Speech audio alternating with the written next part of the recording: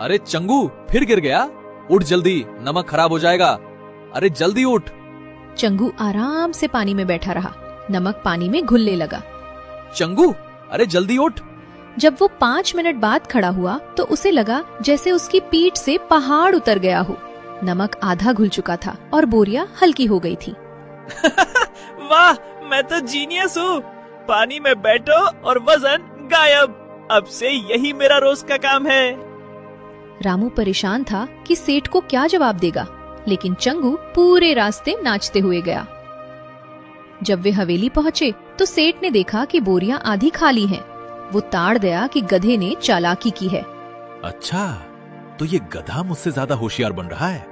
ठीक है, कल फिर नमक लेने जाना होगा। अगली सुबह सेठ ने नमक की जगह बोरियों में रुई भर दिया। रुई देखने में तो बड़ी लगती थी, लेकिन वजन में बहुत हल्की थी। आज फिर वही बोरिया। सेठ कितना बेवकूफ है, उसे कल का सबक याद नहीं है। आज तो मैं नदी में और भी ज्यादा देर तक बैठूंगा ताकि वजन बिल्कुल 0 हो जाए। जैसे ही वे नदी के बीच पहुँचे, चंगू ने बिना समय गवाए नदी में गोता लगा दिया। वो बड़े मजे से पानी में बैठ गया और सोचने लगा कि बोरी और हल्की हो रही होगी। लेकिन यहाँ विज्ञान ने खेल दिखा दिया। रुई ने पानी सोखना शुरू किया और धीरे धीरे बोरी भारी होने लगी। अरे ये क्या, वजन कम होने के बजाय बढ़ क्यों रहा है? जब चंगू ने उठने की कोशिश की तो वो हिल भी नहीं पा रहा था। रुई का वजन अब नमक से भी 5 गुना ज्यादा हो गया था। अरे चंगू, उठ, क्या हुआ? अरे कैसे उठूं? लगता है आज मेरी जल समाधि निश्चित है। चंगू पूरी ताकत लगा रहा था, लेकिन वो पानी में धंसता ही जा रहा था। आखिर में रामू ने गांव वालों को बुलाया और सब ने मिलकर चंगू को खींचकर बाहर निकाला। चंगू बाहर निकला तो ऐसा लग रहा था जैसे उसने पूरी नदी अपनी पीठ पर उठा रखी हो। मेरी कमर टूट गई। अब कभी पानी के पास नहीं जाऊंगा। ये इंसान और ये सेठ दोनों बड़े ही खतरनाक हैं। कुछ दिन बाद गांव में सालाना मेला लगा था। रामू अपनी लकड़ियां बेचने मेले में पहुंचा था, लेकिन वहां उसने एक पोस्टर देखा। गधों की दौड़ और बुद्धिमानी की प्रतियोगिता। विजेता को 501 रुपए और 1 टोकरी ताजे सेब इनाम में। रामू ने चंगू की तरफ देखा। चंगू एक हलवाई की दुकान के बाहर खड़ा होकर हवा में उड़ती चाशनी की महक सूंघ रहा था। देख चंगू, अगर तू ये दौड़ जीत गया तो तेरी किस्मत चमक जाएगी। तुझे सेब मिलेंगे और मुझे पैसे। दौड़? मुझे? क्या मैं इसे घोड़ा दिखता हूँ और ये सेब की लालच दे रहा है? वैसे सेब तो मैंने कभी चखे नहीं, सुना है मीठे होते हैं। चलो एक कोशिश कर ही लेते हैं।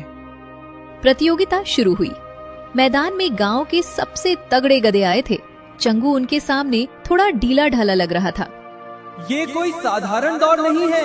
गधों को अपने मालिक के साथ दौड़ना है और रास्ते में भूल भुलैया पार करनी है। सभी गधे लाइन में खड़े हो गए और सीटी बजी। सब गधे दौड़ पड़े। चंगू ने सोचा कि दौड़ने में बहुत मेहनत है, क्यों ना कोई शॉर्टकट ढूंढा जाए। वो दौड़ने के बजाय धीरे धीरे चलने लगा। बाकी गधे तेज भागने के चक्कर में भूल भुलैया की झाड़ियों में फंस गए। अरे चंगू, भाग भाई, सब आगे निकल गए। चंगू ने देखा कि पास ही एक झाड़ियों के बीच से पगडंडी रास्ता निकल रहा है। उसने पगडंडी का रास्ता पकड़ लिया और झाड़ियों के बीच से घुसकर सीधे फिनिश लाइन के पास पहुंच गया। देखो, चंगू तो सबसे आगे निकल आया। ये तो बहुत तेज गधा है। लेकिन तभी एक गड़बड़ हो गई। फिनिश लाइन के ठीक पहले एक गन्ने का ढेर लगा था। अरे वाह, गन्ना! वो सेब और इनाम सब भूल गया और रुककर गन्ने चबाने लगा। चंगू रुक मत, बस 2 कदम और है। इनाम तो बाद में भी मिल जाएगा, पर ये गन्ने अभी ताजे हैं। गधा एक पर आफत। पीछे से दूसरे गधे पास आने लगे।